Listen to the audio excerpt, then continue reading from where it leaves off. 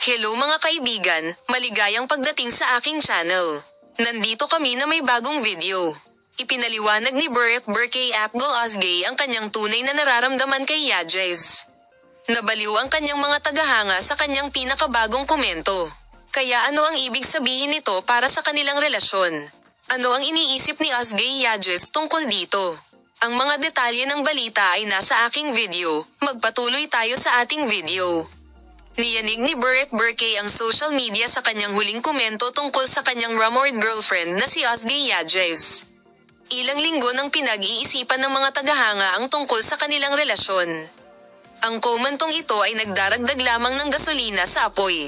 Nang sabihin ni Burek Burkay Apgol na si Osgay Yajez ang kanyang unang pag-ibig, nagdulot ito ng magagandang reaksyon sa kanyang mga tagahanga at maging sa kanyang mga malalapit na kaibigan. Ngunit ang kawili-wiling bagay ay ang Osgay Yajez, na nasa gitna ng love triangle na ito, ay nag-react sa post gamit ang isang misteryosong emoji. Nangangahulugan ba ito na iniwan ni Burek Burkay ang kanyang nakaraan kasama si Osgay? Naging trending topic sa social media ang hindi pagpansin ni Burek Burkay Apgol sa kanyang dating kasintahan at pagtawag kay Osgay Yajez bilang kanyang unang pag-ibig. Friendly comment lang ba ito? Ang katotohanan ay napakaganda. Ang mga tagahanga ay sabik na naghihintay para sa mga bagong balita at mga larawan ng isang bagong pag-ibig.